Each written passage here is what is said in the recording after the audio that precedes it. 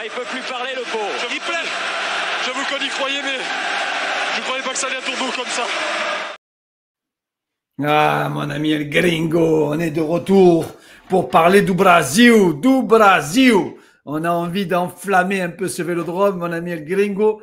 On va parler de celui qui passionne, qui déchaîne les passions sur les réseaux sociaux, un certain Paxao, que tu connais depuis de très longue date, mon ami El Gringo, c'est ça? Comme tous les gens des réseaux sociaux. Oui, à peu près depuis que la rumeur est sortie. Et, je m'y suis intéressé. Et bon, du coup, par contre, j'ai rattrapé mon retard. J'ai vu une bonne dizaine de matchs du Feyenoord. Et il y a beaucoup de choses à dire. Il y a beaucoup de choses à dire sur celui qui semble on va voir ce que nous dira notre intervenant, semble se prononcer Paixão. Paixão, ouais. Et on a un top intervenant là-dessus. Mais juste avant, El Gringo, moi, j'adore ce genre de rumeurs-là, où d'un coup, sur les réseaux, ça s'enflamme pour ce joueur que je pense 97% des supporters de l'OM n'ont jamais vu jouer. Et pour autant, quelques highlights sur YouTube suffisent pour se dire que c'est la perle rare, c'est le joueur, c'est l'ailier gauche qu'on attend, c'est le pendant de Mason Greenwood. Moi, j'ai la chance d'accueillir, et avec toi, Naïm, notre ami Nico de Feyenoord France. Nico, tu vas avoir une lourde tâche, Nico. Il n'y a pas de souci. Tu le sais, tu vas devoir nous présenter ce que les réseaux surnomment déjà la pépite. Attention. Allez, dis-nous tout, Nico, comment tu vas? Ça va très bien, merci. Oui, puis en plus, du coup, il était suivi par pas mal de grosses écuries, notamment le Milan très récemment. Les Leverkusen, le Milan, il y a pas mal de gros clubs dessus. Mais il y avait des clubs de Première Ligue aussi. Attends, Nico. Moi, j'entends, il y a des gros clubs Première Ligue, machin. Pas une sélection en équipe nationale du Brésil. Peut-être le plus mauvais Brésil qu'on ait vu des 10 dernières années. Enfin, mauvais Brésil, attention, j'entends. Mais ça doit faire partie peut-être des joueurs qui tapent à la porte, non, de la CSAO? Il a été présélectionné les 2 derniers rendez-vous. D'abord par l'ancien, je ne sais plus avant Ancelotti qui c'était, j'ai plus le nom. Et je crois dernièrement par Ancelotti, il a été présélectionné. D'accord, ok. En Donc tout cas, il est quand même sous les Nico, radars de la sélection. Niveau stats, avec Naïm, on a vu, il fait une saison au niveau stats, 16 buts, 14 passes décisives. Pour une saison, pour un ailier gauche, on est d'accord, on est vraiment sur, je vais te le mettre à l'image, mais on est sur un pur ailier gauche. Tu es d'accord avec moi ou pas? Oui, même, il a déjà joué avant-centre, il a déjà joué milieu offensif, il peut jouer à peu près à tous les postes devant, mais oui, après, c'est vraiment un pur ailier gauche. Mais il peut jouer un Il peu a même partout joué à si droite besoin. contre le Celtic. C'est possible, mais un peu moins à droite que milieu offensif. Van Persie utilisait plus milieu offensif ces derniers temps sur des bouts de match parce qu'il y a besoin à cause des blessures. Ouais, là, on le voit sur sa heatmap. Vous le voyez à l'écran, on a l'impression que c'est un mec qui colle le couloir. Nico, on va te présenter un peu ce qu'on a vu avec Naïm. Moi, j'ai vu pas mal de matchs, Naïm aussi. Moi, je reste beaucoup sur ma faim, donc je vais avoir besoin de toi parce que sur ce que j'ai vu, moi, ça manquait énormément de volume de jeu. C'est-à-dire, je ne voyais pas toucher énormément de ballons dans le match. Et donc, le peu de ballons que j'ai vu, c'était intéressant. Mais voilà, j'ai pas assez de références pour dire je connais le joueur. Tu vois, j'ai un échantillon, on voit du talent. Mais Naïm, montre-moi un peu toi ce que tu as vu. Déjà, la première chose, c'est que ce qu'on a fait, comme tout le monde, c'est regarder d'abord les highlights sur YouTube, ses dribbles, etc. Et on a vu rapidement que c'était un joueur qui percutait énormément. Par contre, moi, dans les matchs que j'ai vus, alors c'était peut-être dû à l'opposition parce que j'ai vu beaucoup de matchs de Ligue des Champions face à des très bonnes équipes où il a peut-être moins l'occasion de se montrer offensivement. Mais je l'ai moins vu dans cette percussion que dans son jeu de passe et ça m'a un peu surpris de voir qu'il était très intelligent dans le jeu et qu'il était capable, comme là, voilà, en une touche, d'accélérer le jeu, de rentrer dans le cœur pour proposer des solutions et accélérer le jeu par la passe. On le voit là à la récupération, en une touche, il trouve l'avant-centre pour un but. Il est capable aussi en une déviation, comme là, de lancer directement un attaquant à la cage. Et voilà, et même sur du jeu long, parfois, d'orienter complètement, de changer le jeu à l'opposé. Donc, je m'attendais vraiment à un joueur de percussion, de dribble, qui, chaque fois qu'il touche le ballon, va tenter de créer un déséquilibre. Mais j'ai découvert plutôt un joueur très intelligent, très bon avec le ballon, même dans la construction du jeu, et qui finalement n'était pas ce joueur qui percute chaque fois qu'il touche le ballon. Alors, est-ce que c'est dû au fait que j'ai vu des matchs face à une grosse opposition, ou est-ce que tu dirais, Nico, qu'il est capable effectivement de faire les deux et de percuter et de construire le jeu? Alors je pense, réponse un peu basique, il est capable de faire les 2, on va dire. Mais il faut faire attention, ouais, parce que les matchs de Ligue des Champions, on jouait pas du tout de la même façon, hein. On jouait vraiment, peut-être hormis contre Benfica et peut-être Salzbourg, on a souvent joué avec un bloc bas, des choses qui ne nous ressemblent pas les dernières années. On Voire jouait très bas. vraiment, c'est ça, ouais. On jouait vraiment la défense, et les contre-attaques, le jeu en transition rapide. Donc c'est à nuancer. En championnat, même s'il fait le jeu aussi, c'est quand même lui le dynamiteur quand même, aussi, l'un des dynamiteurs principaux, sur les côtés. Il aime porter le ballon et monter le ballon aussi. Ouais, alors, moi, personnellement, je trouve que ça manque énormément de volume de jeu sur le nombre de matchs que j'ai pu voir. Est-ce que toi aussi, Nico, tu as ce même ressenti où tu te dis, je ne vais pas te dire que c'est un joueur qui se préserve, hein, mais j'ai l'impression que c'est pas, il veut pas attirer tous les ballons sur lui. Tu vois, il peut être effacé par moment, il a du génie. Ou est-ce que c'est le style de jeu? Il y a plus Slot maintenant côté Feyenoord. Est-ce que c'est le style de jeu qui fait que il touche pas énormément de ballons dans un match? Je pense que c'est le style de jeu notamment parce qu'à droite du coup, comme vous m'avez dit tout à l'heure, on a Hadj Moussa maintenant cette année qui attire et qui prend, beaucoup de ballons. Le jeu Énormément, tourne ouais. va quand même plutôt côté droit notamment avec, le petit jeune Reed, alors qu'à gauche, Paixão, a eu souvent un latéral, pas hyper, bon on va dire. Donc le jeu jouait surtout à droite, donc je pense que c'est pour ça aussi qu'il est moins influent dans le jeu, parce que tout jouait à droite avec, Hadj Moussa Il y a quelque ou chose avec Stengs, dont Ouais, tu as parlé voilà. justement. Ouais, il y a quelque chose dont tu as parlé justement dans ces fameux matchs de Ligue des Champions où le bloc a été amené à jouer très très bas. Je pense particulièrement au match de City et du Bayern. Et je l'ai vu faire énormément d'efforts, défendre très très bas et ça m'a assez surpris. Pareil, hein, petit gabarit brésilien, on s'attend pas forcément à un joueur discipliné et qui fait beaucoup d'efforts. Mais sur ces matchs-là, c'est ce que j'ai vu. C'est quelque chose que tu as remarqué toi aussi? Ah oui, oui, oui, complètement. C'est un joueur qui fait les efforts, qui rechigne jamais.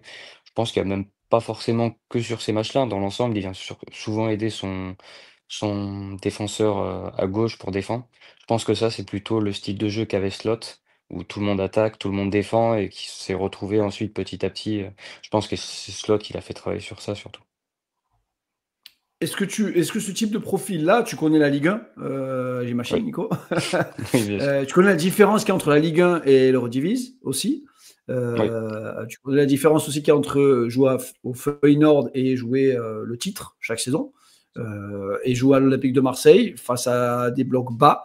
Notamment, je ne sais pas si c'est le cas du Feyenoord quand il joue en Eurodivisie, mais en tout cas, nous, l'OM cette saison, avec Roberto De Zerbi, on a affronté énormément d'équipes qui jouaient très très bas sur le terrain. Est-ce que c'est un joueur qui a besoin de plus d'espace pour s'exprimer ou alors il est capable dans les petits espaces de dynamiter un peu comme Mason Greenwood côté marseillais?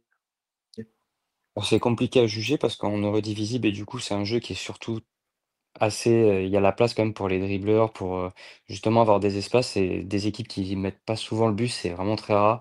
Même les promus, ça tente de jouer, quitte à prendre, 5-0, tant pis. Donc, je pense que ça s'est pas beaucoup vu en championnat. Peut-être justement face à l'Ajax cette année avec Farioli, qui a pas mal resserré les vis derrière et là, on a vu du coup sur ce match-là où Paixão a complètement disparu. C'est peut-être pour ça aussi d'ailleurs qu'un joueur comme Stengs justement a pas réussi en Ligue 1 où la Ligue 1 est beaucoup plus physique, beaucoup plus tactique qu'en Eredivisie où c'est vraiment on joue à fond le but et c'est celle qui va marquer le plus de buts qui aura gagné, quoi. C'est simple, mais en Eredivisie, c'est comme ça et dans les divisions inférieures aussi. La fin de saison en aparté, elle a été quand même assez incroyable. Comment l'Ajax a pu finir cette Ah oui, saison-là, c'est du jamais vu ce qui s'est passé. Je pense je pense qu'on, qu'il y je avait sais pas si on le reverra un jour, mais personne s'y attendait aux Pays-Bas. Je pense qu'on voyait tous l'Ajax champion et voir, ça à la fin, je pense que mentalement, ils ont pris un coup à un moment et qu'ils ont pas su, s'en relever.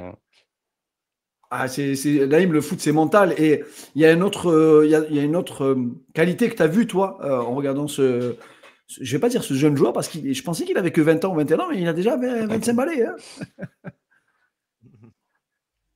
Ah, c'est vrai, et c'est quelque chose en fait qu'on voit de moins en moins, je trouve, chez les ailiers, qui ont tendance à vraiment demander tous le ballon systématiquement dans les pieds maintenant. Et ben lui, je trouve qu'il est bon dans ses appels et dans ses déplacements. Il n'hésite pas n'était pas sur la bonne vidéo, Voilà, je suis en train de me dire, tu le. autant pour moi. C'est vrai, hein.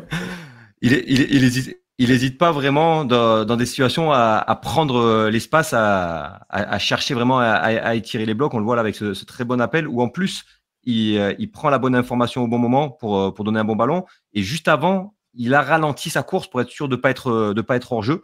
Et donc là, il finit avec une passe décisive en donnant ce bon ballon là.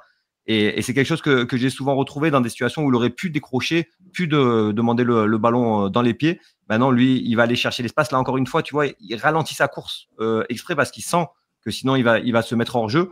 Et ensuite, il réaccélère derrière pour trouver cet espace-là. La passe sera pas très bonne et sera interceptée. Mais lui, son appel était vraiment excellent. Comme là, de cette manière-là, où il va faire vraiment exactement ce qu'il fallait, c'est-à-dire tenter un appel dans cette zone-là, dans le dos du défenseur, pour espérer une passe croisée sur laquelle le défenseur serait complètement battu vu son déplacement. Encore une fois, il ne sera malheureusement pas servi. Mais c'est quelque chose que j'ai trouvé très, très intéressant parce que vraiment, je trouve que c'est une qualité qui se perd beaucoup. On a beaucoup de joueurs de vitesse qui vont très, très vite et qui n'exploitent pas leur vitesse parce qu'ils aiment beaucoup toucher le ballon dans les pieds. On a un exemple très flagrant ces dernières années, c'est Kylian Mbappé, qui à un moment donné, dans une période à Paris, demandait quasiment tous les ballons dans les pieds alors que c'était le joueur le plus rapide du monde et qui sur chaque appel de balle pouvait faire des différences. Lui, j'ai trouvé vraiment très, très intéressant pour ça. Ça montre aussi peut-être, et ça, on va demander à Nico, une certaine qualité mentale, c'est-à-dire de privilégier l'équipe à l'individualité, c'est-à-dire, OK, je vais moins me prendre de plaisir à toucher le ballon dans les pieds, mais ce que je fais, ça aide l'équipe plus globalement. Oui, de toute façon, Pexao, c'est pas du tout un joueur individuel, hein.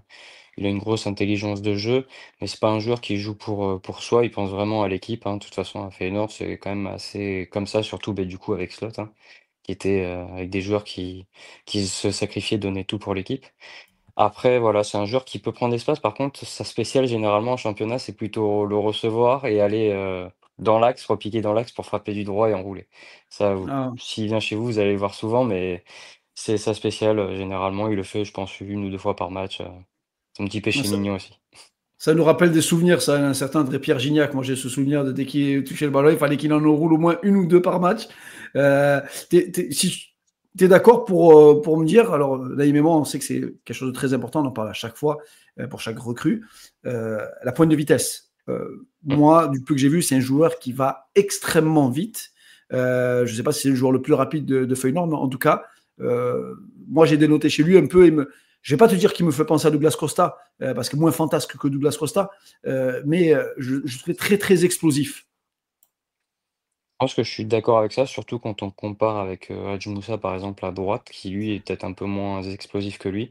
Donc oui, il est pas mal rapide. De l'effectif, je suis pas sûr parce qu'on a des petits jeunes d'habitude en latéral qui vont aussi, qui bombardent bien. Oui. Mais oui, je pense qu'il a une belle pointe de vitesse. M'étonnerait pas que des fois il soit allé à 34 ou 35, quelque chose comme ça. Je sais pas s'il y a pas eu des stats comme ça en Eredivisie quand je regardais les matchs Oui, à un oui, c'est moment. pour ça que je te dis ça. Ouais. C'est pour ça que je te dis ça. Il a eu l'une des plus grosses pointes de vitesse du championnat là, sur la saison. Donc, de toute façon, sur les couloirs en Ligue 1, si tu vas pas vite, je pense que ça sert à rien de venir. Oui. Tu Ouais, vois, parce que je l'ai vu aller très très vite et je l'ai vu aller très vite sur des actions, parfois sur des contre-attaques où il partait de très très loin. Donc encore une fois, où il a pas peur de faire l'effort sur une action où il n'y en a pas beaucoup qui iraient, qu'il est vraiment très loin de l'action au début, peut-être des fois sur des sorties de corner ou ce genre d'action. Et entre sa vitesse et sa volonté, ben, il se retrouve à la fin, à la conclusion, alors qu'il avait 20 mètres de retard à la base. ouais, et tout à l'heure, Nico, tu nous disais un de ses points forts. Ben, Naïm, tu nous as fait une petite compilation d'un de ses points forts. Hein. Ouais, c'est ce qui tourne en plus, c'est ce qui tourne sur les réseaux, Nico. Hein. Je suis désolé, mais ça, la qualité Et de pas de frappe de souci. balle, ça, j'ai l'impression que là, on a un artilleur. Je me trompe? Ouais, c'est exactement ce que dit Nico, c'est-à-dire que si tu as le malheur de lui laisser cet espace pour rentrer dans l'axe, il va pas se faire prier, il va y aller et souvent il va finir avec une bonne frappe. Voilà, là on le voit encore, hein, c'est vraiment cette situation préférentielle, c'est exactement ce que nous disait Nico tout à l'heure. Il rentre intérieur et d'ailleurs il le fait souvent, hein, même dans la construction du jeu, de venir dans le cœur du jeu. Mais là, si tu lui laisses ces distances-là, ben, il va percuter, il va frapper, il va pas du tout hésiter. Il part en partant même complètement du côté gauche, comme là, hein, contre Milan, où il leur a fait très très mal lors du match aller. Et c'est d'ailleurs lui qui ouvre le score sur une frappe, même si Maignan se trouve un peu. il y a une autre facette de son jeu par rapport à ça, c'est qu'il a de très très bonnes prises de balles qui lui permettent justement de se mettre souvent en situation de frappe. Là, on le voit là, sur sa prise de balle, il revient intérieur et ça lui permet d'enchaîner très rapidement. Et là, encore une fois, il vient du cœur du jeu et c'est sa prise de balle qui lui permet d'accélérer, de trouver l'espace et de finir avec une bonne frappe. Donc, très très bonne frappe, ça c'est clair. Dès que tu lui laisses un peu de champ dans l'axe, il n'hésite pas, il rentre. Mais il est aussi capable de se créer des situations tout seul à partir de sa très bonne prise de balle, comme on l'a vu sur les 2 dernières actions. Ouais, Nico, Je suis c'est d'accord vraiment, aussi avec ça. ouais, c'est vraiment ce ressenti que tu as, Nico.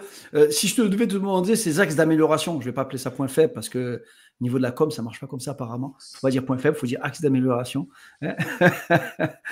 Si tu devais donner des axes d'amélioration pour ce joueur qui arrive à un âge intéressant, hein, je ne vais pas dire la maturité, mais 25 ans, ça commence à être un âge intéressant pour ce type de profil-là. C'est le moment pour lui de prendre son envol. Quels seraient ces axes d'amélioration? Moi déjà, je pense que c'est sur la régularité. Souvent, c'est quand même assez souvent où il peut disparaître sur un match ou sur une petite période. Là, oui, il a explosé surtout en fin de saison, notamment quand on a joué avec Van Persie. Mais par exemple, quand on enchaînait les matchs en janvier, février, qu'on jouait tous les 3 jours, ça a été beaucoup plus compliqué pour lui, où il était un petit peu dans le dur. Bon, après, il n'y a pas de chance parce qu'on n'avait pas non plus la rotation pour. Et même l'an dernier, déjà avec Slot, même s'il avait passé un step quand même, c'est souvent qu'il pouvait disparaître sur certains matchs, comme s'il pouvait les choisir parfois, mais souvent sur une petite période où il a un petit coup de moins bien. Et, et pareil pour les gros matchs, hein. Même si sur Milan, peut-être le Bayern et City, il a été intéressant, mais contre l'Ajax et PSV cette année, c'était vraiment quand même assez compliqué. Il s'est fait quand même un peu manger. Alors que pourtant, l'Ajax, par exemple, hein, ils avaient pas grand monde, hein, à droite, Ouais, le ouais, défenseur, tout le monde se exactement. fout de leur gueule là-bas. Il est pas terrible, le Norvégien, donc ça serait plutôt sur ça, là, gagner en régularité sur les matchs et sur l'enchaînement des performances. Est-ce que tu n'as Et, pas l'impression. Ouais, vas-y, Naïm.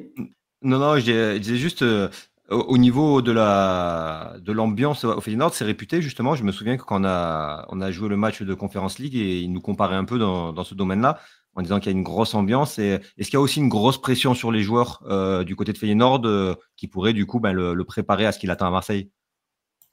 Alors peut-être dans une certaine mesure, même si j'aime pas trop dire ça, peut-être un peu moins qu'à Ajax, mais Feyenoord est réputé quand même pour être un club assez chaud où bah, tu dois gagner le titre, tu dois gagner les matchs importants et sinon bah, tu as les supporters qui vont être derrière ton dos à un peu aussi venir sur le camp d'entraînement, à venir te chauffer et tout ça. Donc je pense que Marseille et Feyenoord peuvent se ressembler sur un point, c'est le côté ferveur et le côté un peu plus populaire par rapport à la capitale par rapport à la capitale. Ouais. Ouais, alors, moi, est-ce que tu penses que le prix, c'est pas surcoté? Alors, le redivise, quand j'entends les prix en ce moment, je sais pas ce qui se passe. Soit il y a Ouais. une bulle spéculative et je suis pas au courant, soit il y a de l'inflation sur la monnaie qui fait qu'on doit payer beaucoup plus cher. Mais pourquoi on parle de ces prix aussi élevés? Est-ce que c'est lié au stade? Est-ce que c'est lié à la nationalité? Est-ce que c'est lié à l'âge? On est d'accord, tu es d'accord avec moi? J'ai entendu 40 millions d'euros. Là, on marche sur la tête, Nico. Tu es d'accord avec moi? Oh oui, pas de souci. Pour moi, il vaut 20-25 millions, je dirais. Mais le souci, c'est que par exemple, on vient de vendre Milambo, notre numéro 10, à Brentford pour 25 millions. Alors que lui, pareil, hein, il est très bon, mais je pense qu'il déjà à 15, c'était déjà très bien. Donc ouais, je sais pas trop pourquoi, même Noah Lang, là, il part pour pas mal. Je sais Non, pas trop alors 28, pourquoi cette 28 année. millions d'euros, C'est- ouais, c'est Je assez sais pas choquant trop les prix. pourquoi, mais pour moi, en tout cas, c'est un peu cher pour vous, 40 millions. Pour nous, tant mieux. Mais le souci, c'est que nous, on n'a pas forcément besoin de vendre, on a déjà fait nos ventes, donc c'est pour ça que maintenant, bah, c'est soit tu t'alignes, soit le mec va rester, et puis voilà. Ah, c'est un point C'est ça, très, parce qu'il y a très Jiménez intéressant. aussi qui est parti cet hiver. Il y a Jiménez qui est C'est parti ça, pour une oui. très grosse somme cet hiver. Donc clairement, Mais clairement là, on a déjà vendu, le- bah, du coup, on a déjà vendu pour 25, il y a un défenseur central qui va peut-être partir pour 30 aussi. Donc, on n'a pas forcément besoin et on a eu des bonnes ventes les dernières années. Et là, la Ligue des Champions nous a rapporté gros aussi le parcours, donc Ouais, c'est important que tu le précises, Nico, parce que parfois, tu vois, on se dit les clubs sont gourmands ou pas gourmands, mais il y a un vrai momentum, tu vois. Il y a une notion de à quel moment tu recrutes un joueur, s'il y a besoin ou s'il n'y a pas besoin. Sachant que est-ce que Feyenoord a déjà prévu son remplaçant, si tu regardes l'effectif actuel? Non, pas trop, parce que j'avoue qu'on a pris un ailier de Turquie pour 3 millions que je connais pas du tout. Alors, je pense que c'est plus pour être dans la rotation, mais je pense qu'on n'a pas forcément prévu son départ parce que Stengs et Hadj Moussa en plus jouent à droite. Donc, ça va être compliqué. Justement, moi, j'aurais voulu Van Bommel là, qui va aller au PSV. Mais du coup, non, on n'a pas. Je pense pas qu'on ait de remplaçants pour l'instant. On a pas mal de jeunes, mais c'est tout. Je pense que le départ n'a pas été prévu, pas dans ce Ouais, tu sens en tout vois, cas. c'est important de le préciser. Tu vois, Naïm, souvent on se pose la question sur pourquoi il y a des joueurs où les prix sont survendus. Et la première ligue a déréglé quand même le système. Il faut appeler un chat un chat. Hormis la première ligue, comme tu disais tout à l'heure, Nico, des joueurs qui valent 10, 12, 13 millions d'euros, maintenant c'est 25, c'est 30, tu ne discutes pas en dessous de 25. Un Noah Lang à 28 millions d'euros, vu les dernières saisons qu'il a pu faire, je veux dire, la hype Noah Lang, pour moi, elle était un peu passée, tu vois.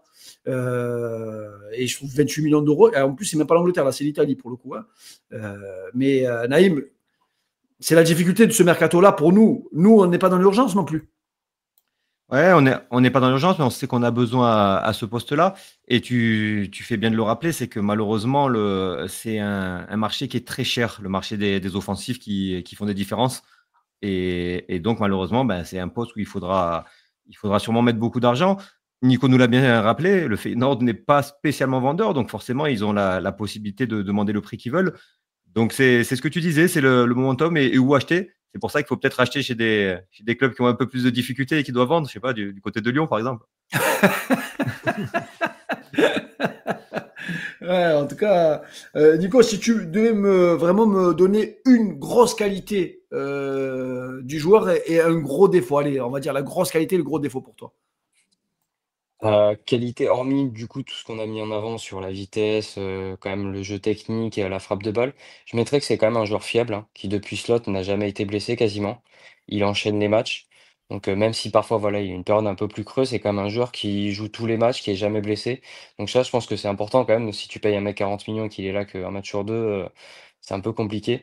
Donc voilà, ouais. Moi, je me Il mettrais tient, il sur le tient, fait. il tient les 90 minutes ou il sort régulièrement en match?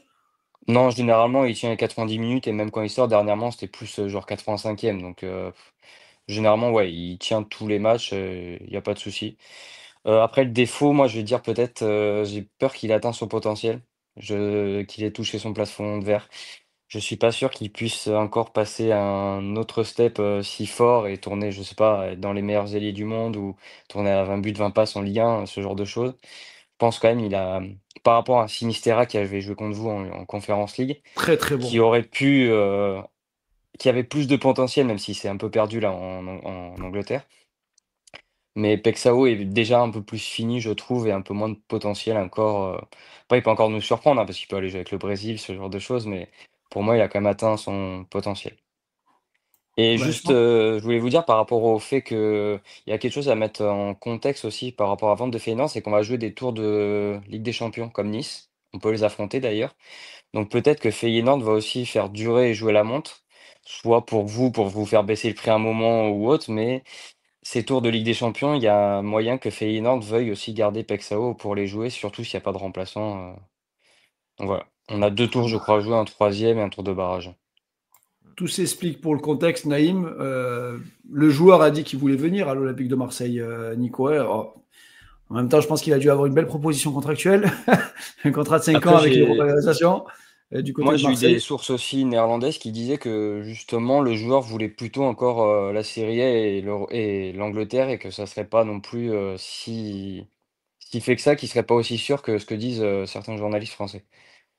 Ouais, Du tu vois, côté comme de quoi médias c'est. quand même plutôt bien importants aux Pays-Bas, hein. Je crois qu'il y avait ESPN, le diffuseur officiel, et peut-être un ou deux autres journaux comme De Télégraphe qui sont plutôt. Ouais, c'est toujours intéressant, Naïm, hein, cette période de mercato-là. Quand on prend le contexte, quand on prend le profil du joueur, quand on prend le montant, on comprend pourquoi parfois ça peut patiner et ça peut prendre du temps, ce type de transfert-là. Ouais, c'est très très difficile, hein, vraiment, on le voit. Hein. On pense à Malik Fofana à Lyon qui ont demandé 50 millions d'euros au début du mercato. Donc ces profils-là, vraiment les ailiers dynamiteurs qui sont en plus capables de marquer parce que ben, souvent, c'est leur défaut, c'est des joueurs qui percutent, qui créent des différences, mais qui n'ont pas forcément de bonnes stats. Lui, cette année, il a eu les deux. Donc forcément, un joueur de ce profil-là, ça coûte cher. Et nous, malheureusement, on ne peut pas se permettre de se tromper sur cet achat-là, qui sera très, très important, qui sera sûrement le gros achat de cet été, le poste d'ailier gauche. Est-ce qu'il a les qualités pour? Il semble les avoir à Feyenoord. Est-ce qu'il est capable de les transposer en Ligue 1? C'est ce que disait Nico tout à l'heure. Là, il y a un vrai doute. On verra bien, mais c'est sûr que c'est pas facile. C'est vraiment, vraiment pas facile de recruter à ce poste-là. En tout cas, Nico, encore merci. Je pense qu'on est assez complet sur le profil, sur le joueur.